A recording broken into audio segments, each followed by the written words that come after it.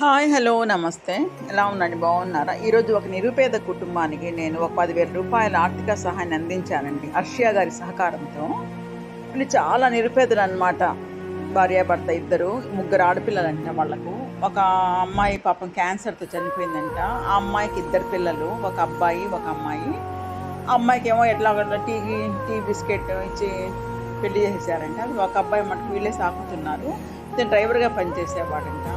తర్వాత పాపం యాక్సిడెంట్ అయిపోయి 2 చేతులు ఏదో ఇరిగేసి తర్వాత అసలు ఇంకా పనికి రాకుండా అయిపోయాడు. చేతులు ఏం పని చేయవండి, చిన్న చెంబు కూడా పట్టుకోలేడంట. అలా అయిపోయాడంట పాపం. పాపం నన్ను చూసి ఏడ్చేశాడనమాట.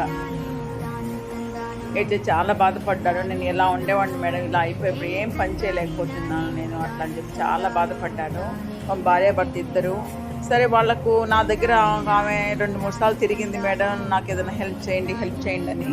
తర్వాత నేను నా మామూలుగా అర్షియా గారు ఏదో ఒక హెల్ప్ చేస్తూ ఉంటారు ఇలాంటి పేదవాళ్లకు. నేను అర్షియా గారికి ఫోన్ చేసి చెప్పాను, అర్షియా ఇలా ఉన్నారమ్మా, వాళ్ళకన్నా మీరు హెల్ప్ చేయగలుగుతారంటే తప్పకుండా హెల్ప్ చేస్తారని ఒక 10,000 రూపాయల ఆర్థిక సహాయాన్ని అందించారు వీళ్ళు. ఆమె ఏమైందంటే నా దగ్గరికి వచ్చి, మేడం నాకు ఏదైనా ఆర్థిక సహాయం చేయండి, నేను ఏదైనా చిన్న షాపు ఏదైనా పెట్టుకొని నేను నా భర్త నా మనవడు బతుకుతామన్నారు. నేను ఈరోజు వాళ్ళు 10,000 రూపాయలు ఇచ్చానమాట వీళ్ళకు. వీళ్ళు ఏదో ఒక ఆర్థిక సహాయాన్ని అందిస్తే బాగుంటుందనే ఒక ఉద్దేశంతో వాళ్ళు బతికితే బాగుంటుంది. ఆడపిల్లలు ఇద్దరు పెళ్ళిళ్ళు అయిపోయాయంట, వాళ్ళు ఎవరు చూడరు. ఒక అమ్మాయి ఏమో చనిపోయింది, మనవాడిని కూడా వీళ్ళే సాకాలి.